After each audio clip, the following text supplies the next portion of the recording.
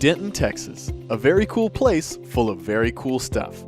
But cool stuff isn't what makes Denton special. Denton is special because of the people. No matter where you go, you will be hard-pressed to find a place more generous and more supportive. We encourage each other here. We lift each other up. That's why we made this show. We can talk about cool stuff all day, but we wanted to add something else to the mix. We wanted to show off what truly makes Denton special. Cool people doing cool things. This is United for Denton County.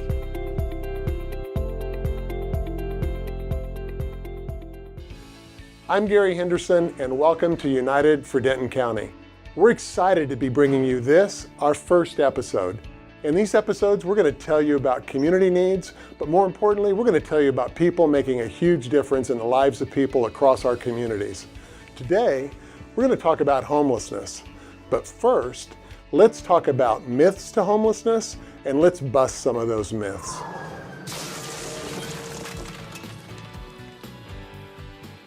All of the people experiencing homelessness are out of work. Actually, according to our research, we know that 50% of Denton County's homeless population is working in some capacity. Substance abuse is the biggest contributor to people becoming homeless. Actually, it's often after people become homeless that they develop substance use as a coping mechanism. The barriers to getting someone housed or keeping someone housed are cost prohibitive. Helping someone overcome barriers to homelessness can be as inexpensive as a $25 state-issued ID. It's only adults who experience homelessness in Denton County. The Texas Education Agency reports that homelessness among children in Denton County has doubled in the past 2 years and is currently over 2,000 children. Homelessness in Denton County is so complex, there's no way one person can make a difference. One person can make a huge impact. You can give your time and volunteer at Denton County organizations like the Salvation Army in Louisville or Our Daily Bread in Denton. Or you can go to barriersfund.org and give $5 or $5,000 to make an impact directly in someone's life. Next, let's go to our panel of experts. This is really cool. Today, we have Mayor Chris Watts from the City of Denton, we have Roy Metzler from Monsignor King Outreach Center, and we have United Way's Courtney Cross, Director of Homelessness Initiatives. They're going to share with you their thoughts on the progress we're making towards making homelessness rare, brief, and non-recurring.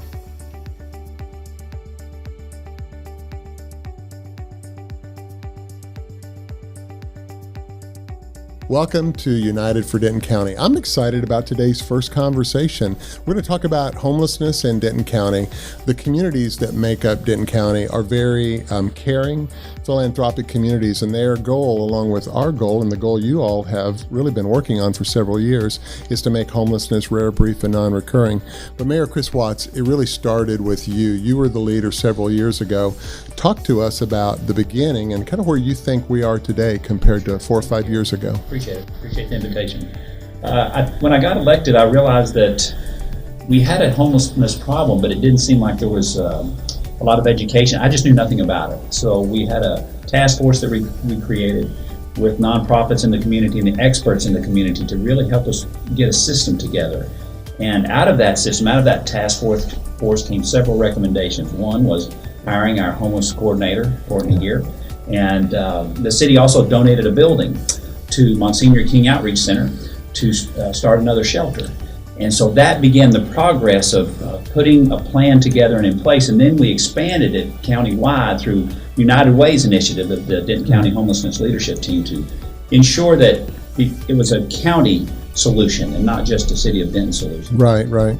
And one of the major goals that we were able to accomplish through the Denton County Homelessness Leadership Team was getting the coordinated entry system in place, because that's such a critical component of receiving federal funding and the gathering of data, which is what you use for submission of grants and to get that data and to get those grants approved. So we've come a long way since 4 or 5 years ago, and it really wouldn't be without all the help and cooperation and the care and the concern of the community that they have for people who are experiencing homelessness.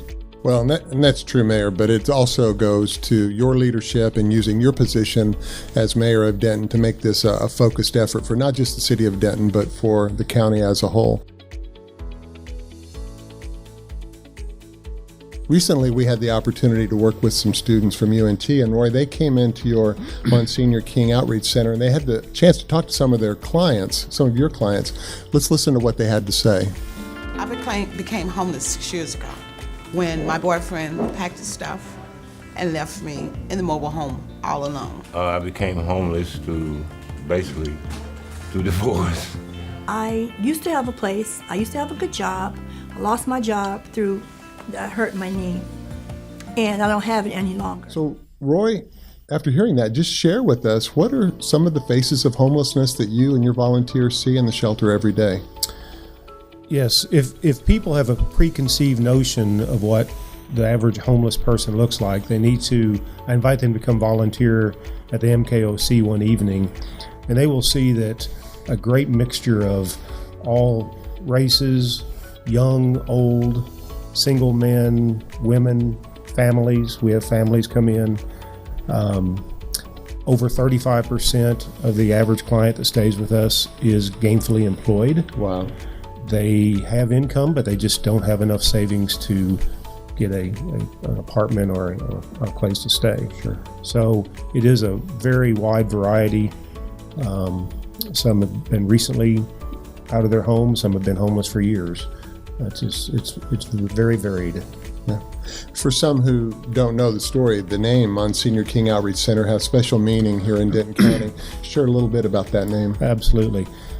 Almost 10 years ago now, coming this February, Monsignor Charles King, who is the pastor of ICC Church, called all of us leaders of the different councils into the parish office, and he gave us his grandiose plans of how we were going to open our brand new church to the homeless when this big cold front was coming in the following week. And all of us intelligent leaders had pointed out why we couldn't do this and how it was liabilities and where are we going to get food and what about the school and how are we going to, why should we do this?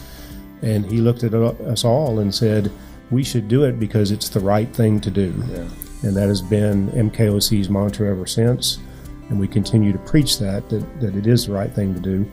And we opened that following week and had 22 people the first night and grew from there and went to different buildings the last 10 years or 8 years until the city gave us a permanent home that we've expanded from 36 cots to 94 beds, from 1 shower to 14 showers. And now we're starting to reach out to not just shelter the homeless, but to help other agencies find them transitional and permanent housing. Now that is a great transition. First, I think Monsignor King would be proud not only of your volunteers and his parishioners, but also the community as a whole, as to how we rallied together. But I love that you pointed out that you're the first step. Courtney, talk to us about kind of this process or the journey that each client, each individual experiencing literal homelessness would take, moving from this crisis or instability to a place of self-sufficiency. Sure. Well, one thing that we know and that we keep at the top of mind working with all of our providers in the county is that the solutions to homelessness are as diverse as the people experiencing homelessness and as the reasons they might have become homeless. You heard Roy say that some people are working, some people have saved up, some people have money in their pocket, but they have barriers to housing that they just need that extra layer of advocacy to help get into a unit. And so when we work with providers through street outreach or through shelter or some of our financial assistance providers that help get people directly into housing, we try to keep that top of mind and know that no matter how someone enters into our system, that there's a pathway to get them from homeless to housed, from unstable to self-sufficient. So that could look like someone coming into the Monsignor King Outreach Center, getting connected through our coordinated entry system, getting quickly referred to the most appropriate resource. When I came into this position, it was because there was an acknowledgement that our providers didn't have the tools they needed to make the best referrals to each other and to do what they do best well, which is to help people find that level of stability that they're looking for. And so through this process, someone can walk in a shelter, they can get entered into our system, and we share our data in a database. And all of our providers meet regularly, often twice a month, to survey, analyze the data, and really prioritize people for housing based on their level of vulnerability. And it's a process that took a long time to implement, but it's there, and we're constantly developing new tools and new tactics and strategies to help the people on the front lines really operate as best and efficient as they can.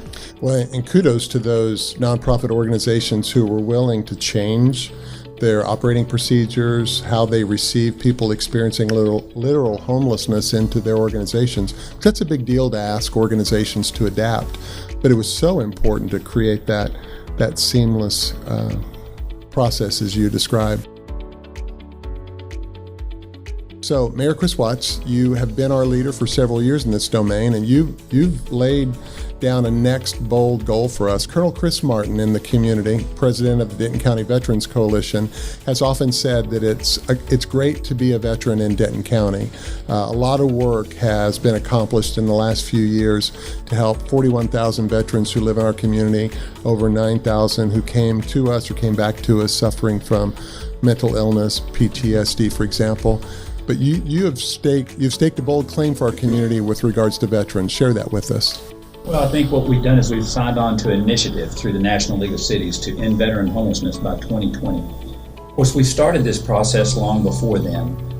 When I got elected, I realized through some conferences that I attended that the feds had some vouchers through the housing program, Housing and Urban Development, to provide subsidies for veterans, and they're called VASH vouchers, Veterans Administration Supportive Housing Vouchers, that are administered through the Denton Housing Authority. And what those do is they provide housing vouchers for the veterans who are homeless to have their rent paid, but it does more than that. It also requires that they have wraparound services, supportive services, such as helping people with budgeting, helping them with their medication, just something to wrap around their lives, not just simply providing a roof over their head. So before I got elected, we didn't get any of those. And afterwards, through different programs and seminars, we learned that we were able to, I think we've got up to 20 now, is that right? We got up 10 initial ones, and then we just were awarded 10 more for a total of 20.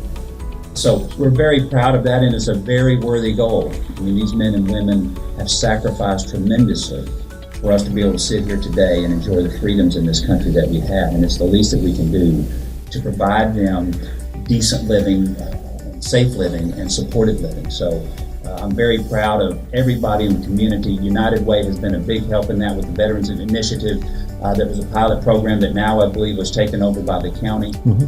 So we've all worked together to really improve the lives of those men and women who work so hard to give us what we have today. So I'm proud to be a small part of that, because it really does take the community to do that.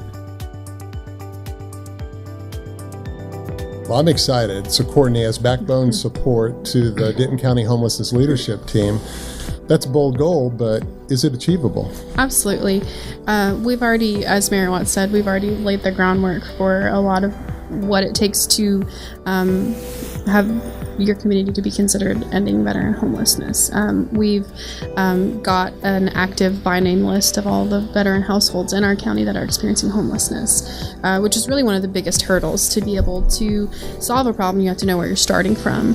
And that's something that through coordinated entry and our collaboration over the last 3 years has led us to this point of having this shared data to be able to know how we're performing, who's in our community that's in a crisis, that's in need. And so as of right now, in December of 2018, we've got about 48 veteran households experiencing homelessness in our county. Okay.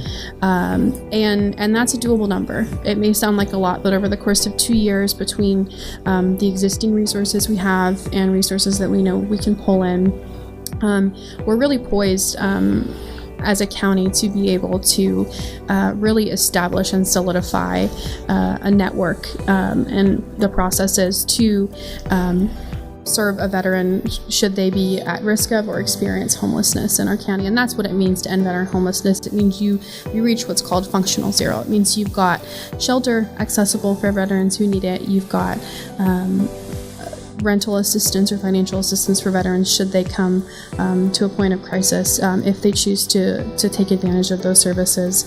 And it's definitely something that is doable and that we'll be tracking over time. We've already got a data dashboard on the United Way's website at unitedway.org. unitedwaydenton.org/homeless. United Way Denton, sorry. At unitedwaydenton.org/homelessness. We've got a data dashboard where we update monthly our status and our progress towards making homelessness rare, brief, and non-recurring, and that's where we'll be tracking our progress towards our goal of ending veteran homelessness. Great.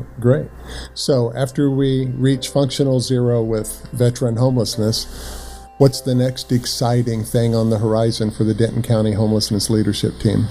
Well, before I get to that, I did just want to say that the reason we start with veterans is because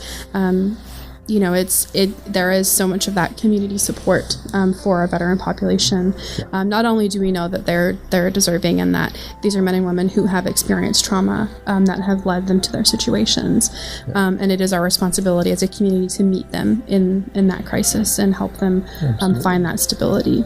But it's also to prove that it can be done, and that we know that if we do the work to share resources, share data, and prioritize people.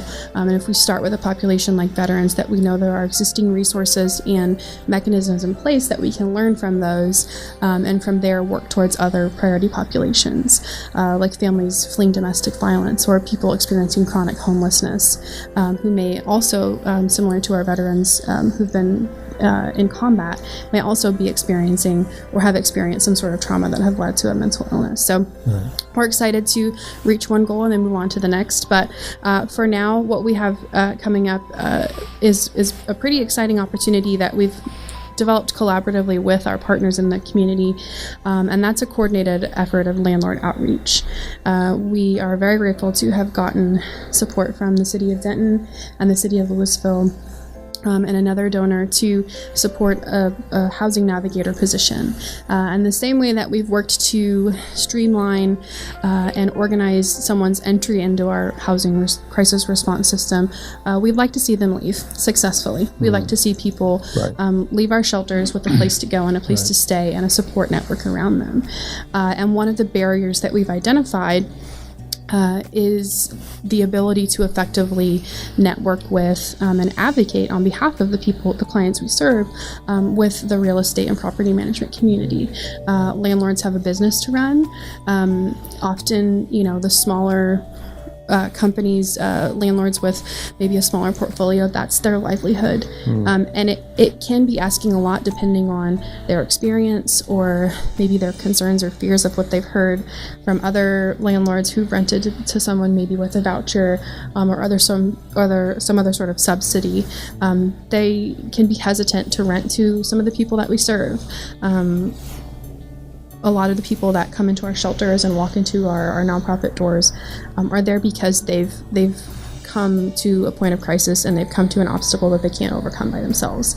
And so what we are hoping to do through our landlord outreach effort called Doors for Denton County, through our new housing navigator, is to really centralize the landlord networking and relationship management piece, to really free up those case managers to not only help those families reach a point of self-sufficiency through job training, getting their kids back in school, getting them access to maybe the healthcare or mental health care that they need, but also have a streamlined kind of point of entry to our local landlords who are willing to partner with us and get some of these families housed.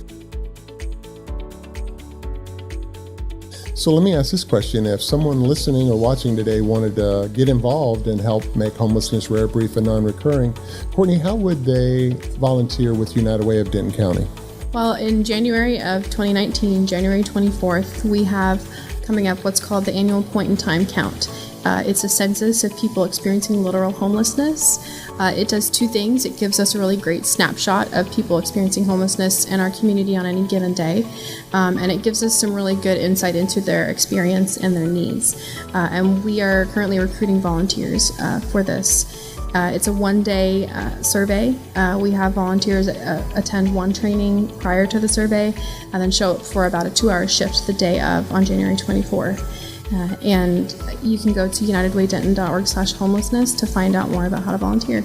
If someone wanted to bring their family, how family age appropriate is this? It's geared more towards 18 and up. Okay, thank you. It's less family friendly, but anyone who's 18 and up is welcome to help us out. Great. So So Roy, if someone watching this wanted to help Monsignor King Outreach Center at any time of the year, what are some ways that they could help you guys? Volunteer. As we are open more often, we're open every Monday, Tuesday, and Wednesday, plus inclement weather. And we need more volunteers. When you go from housing 40 people to 90, you need more volunteers. It's completely safe. It's very rewarding.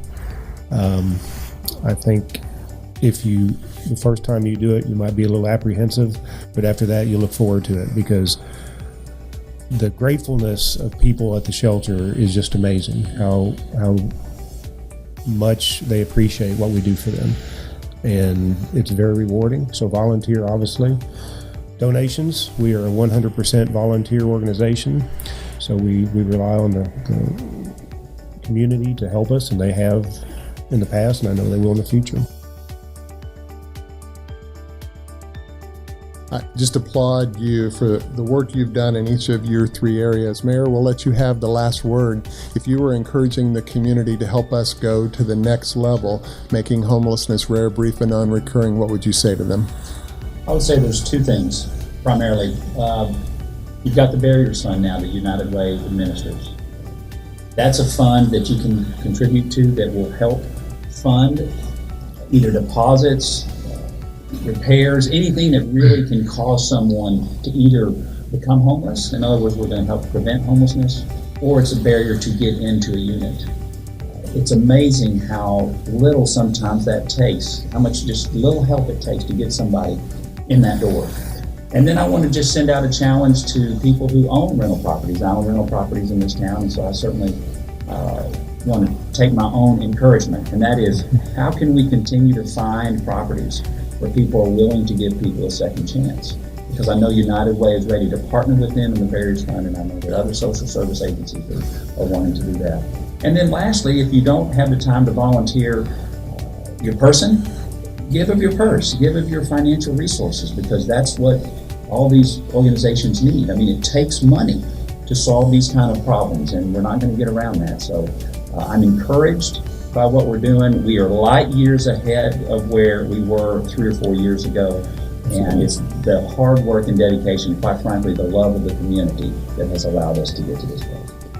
Well, it is true. Denton County is a great place to be if you're a veteran. I think it's also true it's a great place to come, raise a family, play, stay, and it's largely because of the work you and your organizations have done. So thank you.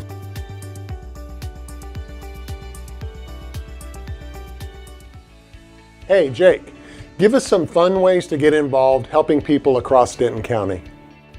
Well, thanks, Gary. We've got a lot of great nonprofit events and fundraisers coming up soon. So for all things Denton events, we're going to take a quick look at our community calendar at discoverdenton.com.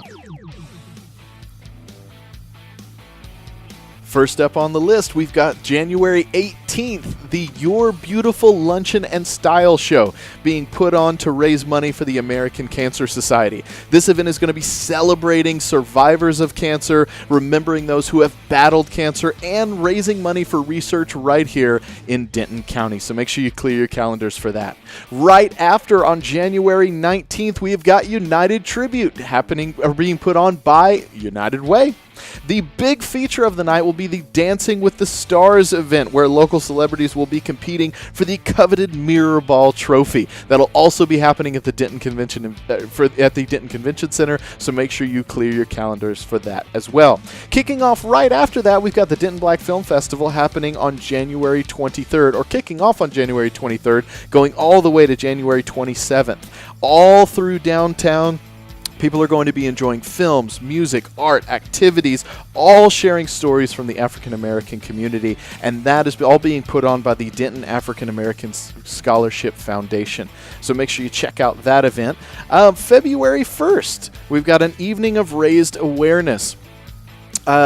Hear from this event is being put on by friends of the family. Hear from senior pastor, community leader and advocate, entrepreneur, best-selling author, international speaker, and much, much more, Dr. Renee Fowler Hornbuckle. In observance of Black History Month, Dr. Hornbuckle will be exploring the history of domestic violence within the African American community. That event will be happening right here in downtown Denton at the Campus Theater, again on February 1st.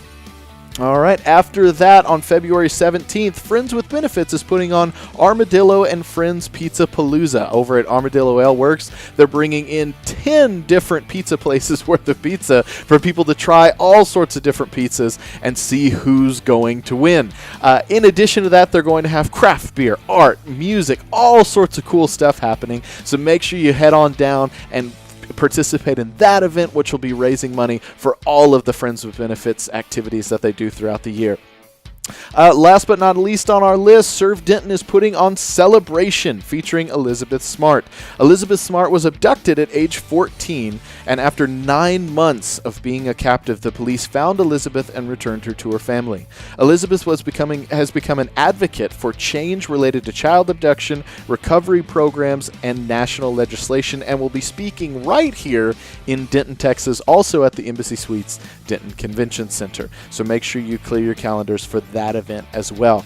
If you have any nonprofit events or activities and you'd like them featured on this calendar as well as featured on this show, you can do so for free. Go to discoverdenton.com, hit the events calendar tab, hit the green post your event button in the top right corner of the calendar, and we will get your event listed for free and feature your nonprofit events right here on the next episode of this show. Back to you, Gary.